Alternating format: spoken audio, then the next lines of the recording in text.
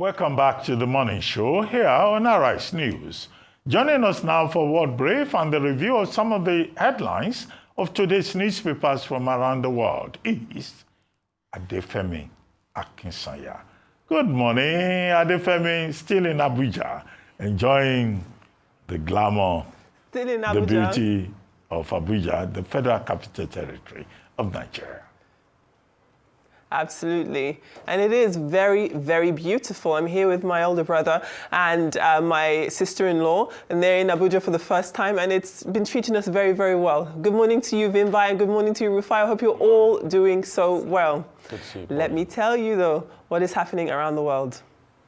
Now, Israeli Prime Minister Benjamin Netanyahu's attempt to appeal to a younger audience appears to have backfired. That's after his appearance on an American podcast drew widespread criticism from both the left and right side of the political spectrum. Netanyahu appeared on the Full Send podcast presented by the Nelk Boys, who are a duo of social media influencers, and they're actually very popular for their YouTube prank videos. Now, with more than 8 million subscribers on YouTube, their content became far more popular after they started having interviews with conservative politicians, including Donald Trump. They interviewed him 3 times in 2022, 2023, and 2024. Now, the hour-long interview with Netanyahu, which has more than 1 million views, received staunch criticism from viewers who essentially accused the host of asking soft questions such as whether Netanyahu preferred Burger King over McDonald's, and overwhelmingly they accused the host of failing to push back against Netanyahu's claims. Let's take a listen to it. Why do you think you're so hated worldwide? Well, a lot of propaganda. First of all, I'm not hated worldwide. Is the war with Iran, is it over now? After President Trump did authorize the strike and they destroyed the nuclear program, well, it certainly helped. But I'll tell you what happened. You know, we were like a person with 2 lumps of cancer. You guys are there, and you tell me, what's the suggestion? You got any ideas for me? I don't think it's the Iran thing. The main thing I just see is if I don't think people if civilians are getting injured or killed. We don't want it either. Yeah. Well, I think the other issue too is you see there's a lot more Palestinian protests. You don't see very many Israeli protests. So you're going to see that on TikTok. You know, it's organized, it's systemic, but it doesn't make it true. I mean, so what? Yeah, you have it. But what are they protesting for? I mean, look, most of the Arab world has made peace with Israel. Well, as a result of that, the podcast's YouTube channel lost more than 10,000 subscribers within a day. And the vast majority of comments are critical of the interview. Now, Netanyahu and his government continue to face worldwide outrage over the war in Gaza that followed the Hamas-led terrorist attack on Israel on the 7th of October, 2023. Now, a Brazilian Supreme Court judge has ordered that the bank accounts and assets of the son of former Brazilian President Jair Bolsonaro, who is a congressman, be frozen. That's as the feud between Brazil's far-right former president and, of course, Donald Trump against the current administration of Lula da Silva continues to intensify. Now, the finances of 41-year-old Eduardo, who is the former president's 3rd son, were targeted as a result of police suspicions that money being sent to him by his father was bankrolling his efforts to lobby the Trump administration to help Bolsonaro's avoid punishment for his alleged role in a coup attempt after losing the 2022 elections in Brazil. Now, Eduardo, who has ties to Steve Bannon and Trump's MAGA movement, has really he's lived in the United States now since February. He's put himself on self-imposed exile, where he openly talks and boasts about, pressuring the United States government to interfere in Brazil's handling of his father's case. You'll remember that Trump's most significant move came in July, earlier in July, when he announced that he was going to slap a 50% tariff on Brazilian imports because of the alleged witch hunt against Bolsonaro, who faces decades in prison should he be convicted of trying to seize power after being defeated by Lula da Silva in 2022. And finally, to the African continent now, where lawyers for Equatorial Guinea have accused France of neocolonialist behavior, essentially, and that's as it urged the United Nations judges to block France's attempt to steal and sail really a multi-million dollar mansion on a very prestigious street in Paris. Now, this mansion does belong to the embattled president's son. Now, Equatorial Guinea filed a case at the International Court of Justice back in 2022, accusing France of violating international law by refusing to return assets belonging to Teodoro Nguema Obiang Mang, which was seized during a corruption investigation. Now, the African country asked the court for a series of urgent orders in order to stop France from selling and to force the return of this mansion, which is on Avenue Foch in Paris. Now, this mansion, it boasts a cinema, a nightclub. It's a very prestigious edifice there. And there's also the issue of money that was seized by France, as well as luxury vehicles. Now, the 57-year-old Obiang was convicted in 2017 and given a 3-year suspended sentence for embezzling millions of dollars in public money. He's faced scrutiny for corruption in other countries as well, including a sanction by the United Kingdom in 2021 for misappropriating public funds, including spending $275,000 on the bejeweled glove that Michael Jackson wore during his bad tour. Now, Switzerland and Brazil have also opened investigations into his finances. Well, those are your stories on the World Brief. I'd love to hear your thoughts before we head over to the newspapers. Femi, as regards the podcast Netanyahu tried doing, he was the propagandist there. The reason why the world does not like him is because he's killing human beings. He's killed about close to 60,000 Gazans based on the pretext of 7th of October, which we all condemn. But he has gone too far. He's not only killing them, he's denying them humanitarian aid by setting up a sham, something called the GHR, Gaza Aid Rescue, that kills people by lying to them that they're going to give them aid.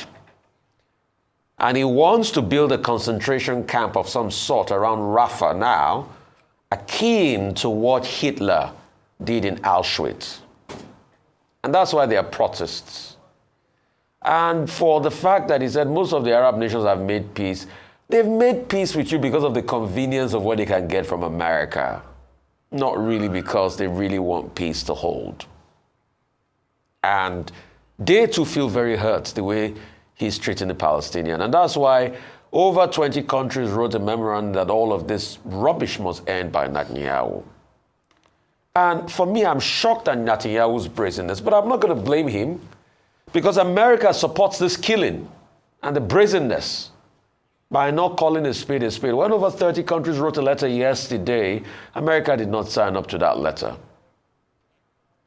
I dare say, Femi, even Goebbels, I am not sure was going to be this brazen as what Netanyahu tried to do yesterday, but he got the backlash. The backlash was not only by Americans and people around the world, but by people too within his own fold back in Israel. So he should keep telling lies to people that don't understand the lies. But everything we do in life will be judged by it. And those that support him, support the killing of others, continue.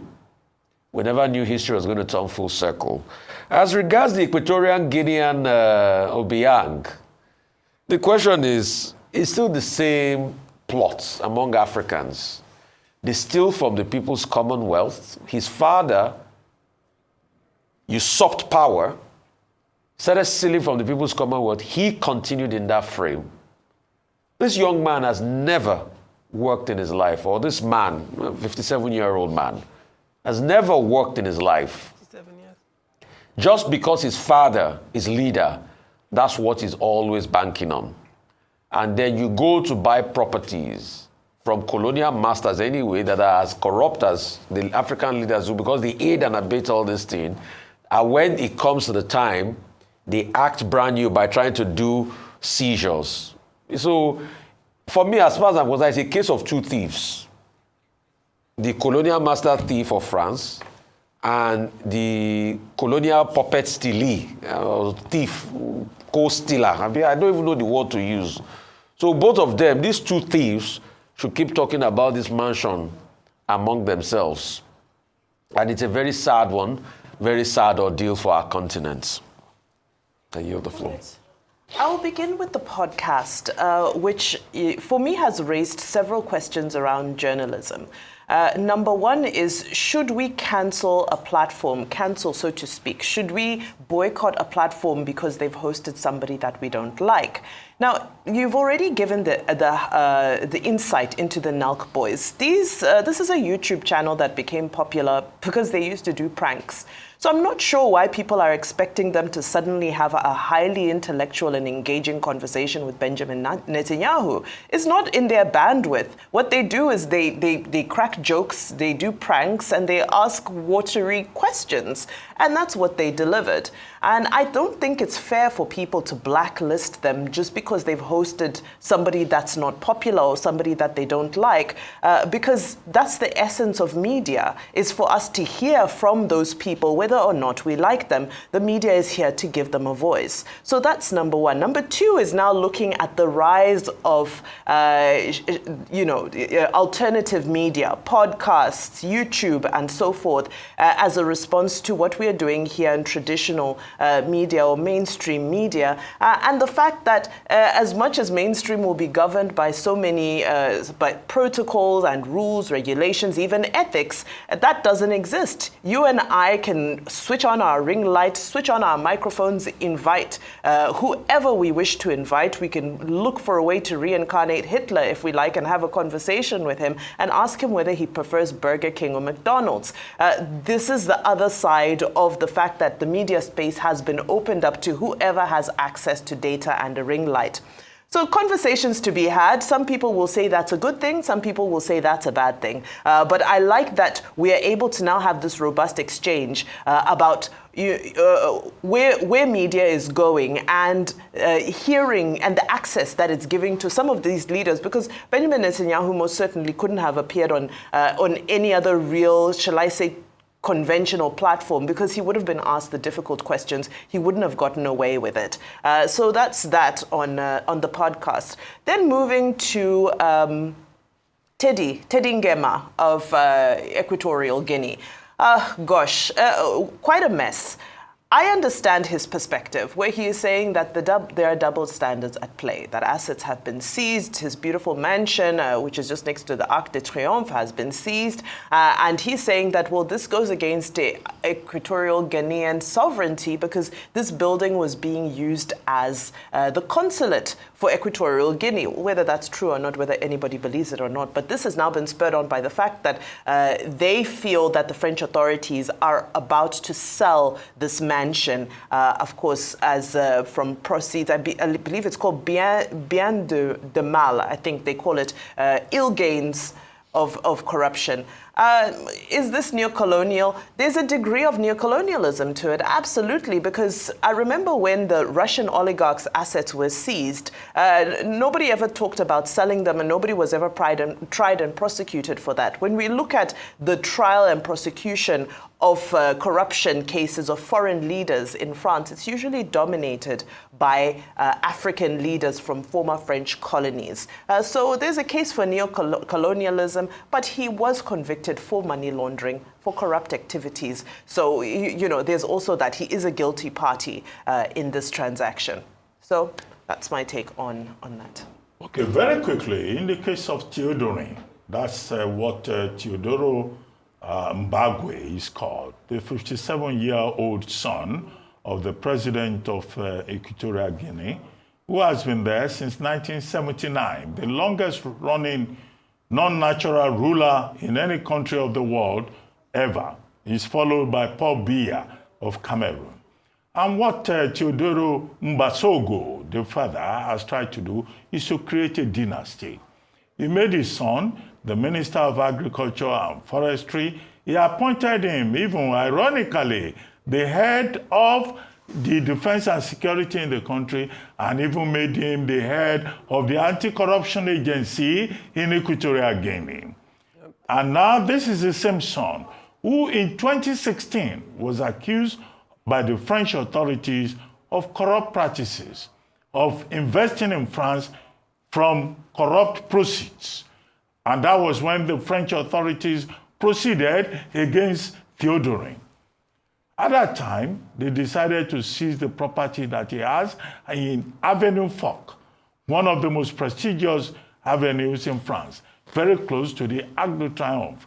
The property is said to be worth 100 million euros. So the matter has been in court since 2016. It's a long-running battle. At that time, Theodorin and the Equatorial Guinea authorities went to the International Court of Justice. The International Court of Justice said this was not a matter about sovereignty because it was a personal property. And for that reason, it was not a diplomatic thing. It had nothing to do with sovereignty between Equatorial Guinea and France. Now, again, the French authorities have gone to that property, they've changed the locks, and they said they will take possession because this is corruption. Now, also note that Theodorin got promoted to the position of the first vice president of Equatorial Guinea, in a country where Mbasogo, who has been in power since 1979, puts his children in charge of everything to perpetuate himself in power. However, the ICJ has said, well, we have a very busy docket, but we're still going to look into the matter. So that's why Equatorial Guinea lawyers are kicking. But what we see here is one, sectarism in Africa. African leaders who involve their children in governance and they put everything in their charge. And four, this is a lesson to all the African leaders who cannot run the country that they rule without involving their children and using their children as fronts. So this is about illegal abuse of the sovereign rights of the people of Equatorial Guinea. And I think that, there are lessons to be learned by other countries in this regard. Now, as for Netanyahu and the neck boys. Now, the neck boys, this shows us the power of social media. Stephen and Fogard, they built that platform to about 8.5 million, having interviewed previous presidents, including Donald Trump, 2022, 2023, 2024. But it's not just about social media. It also shows the power of influencers, which is a new generation of persons that have, emerged. In our other generation, you needed to be a lawyer, you needed to be a doctor, you needed to have a profession that is considered serious. But these days, people go and do digital marketing. They are, I do on social media every time. But they become very influential. This is the reality of the time. And they interview presidents. But in this particular case, it didn't work out. 10,000 persons pulled out of that platform. And they said that, look, what you are doing is that you are promoting genocide. You are more or less interviewing Hitler. Now, finally, in Brazil, Eduardo Bolsonaro. Now, the third son of Jair Bolsonaro, who was president, accused of, staging a coup, trying to stage a coup. The Trump of the tropics, as Jair Bolsonaro was known. Now, that whole issue, what we need to question here is the role of the United States. Because Trump has said he's going to impose 50% tariffs on Brazil. Marco Rubio himself has said, this is a political witch hunt. Now, these are the issues we have. And Lula da Silva says that there is an interference in the sovereignty of the judiciary of Brazil. So the questions are about sovereignty. The questions are also about the role of all the personalities involved. And also about the role of sons and daughters. Thank you. Isabella dos Santos of Angola. You remember our case. All these people using their privileged children to rob their nations blind. That is definitely the point. Thank you, Dr. Rubin. Thank you all for your wonderful submissions. Let's take a look at the papers. As ever, let's look at the front page of This Day. This Day does lead, of course, this morning. Let's take a look at the front page of This Day. This Day does lead this morning with the Senate approving President Tinubu's $21.5 billion loan plan and the 758 billion naira pension bond in a bid to clear the backlog and, of course, fund infrastructure. Though this is happening amid concerns over Nigeria's growing and soaring debt. The New Telegraph this morning leads with the United Nations saying that hardship is affecting Nigeria's growth. That's as the ADC tells the ruling APC party that hunger cannot be rebased like the economy. And the United States plans to leave the United Nations Educational, Scientific and Cultural Organization, popularly known as UNESCO. This has triggered fresh concerns over the implications for Nigeria, particularly in education, infrastructure, development, and the realization of the Sustainable Development Goals of the United Nations. Now, the Vanguard, however, leads with drama at the National Assembly as suspended Senator Natasha Akpoti-Uduaghan is denied access or was denied access. She was forced to reach the building by foot or attempt to reach so by foot because her convoy was stopped at the gate. Now, she says the Senate under Godswill Akpabio's presidency is the worst in Nigeria's history and confirms that she will approach the court for its interpretation on this legal stalemate. There was also clashes with police involving activist Aisha Yusufu, who was present in support of the suspended senator. Now, security agents say that they were acting on orders from above. Now, the Punch, it leads with the prospect of the APC picking its next national chairman at the party's National Executive Council meeting, which will be taking place tomorrow, Thursday. And you've got the likes of Al-Makura, Yewadata and Delori, who are all presumably in the running to replace Abdullahi Ganduje.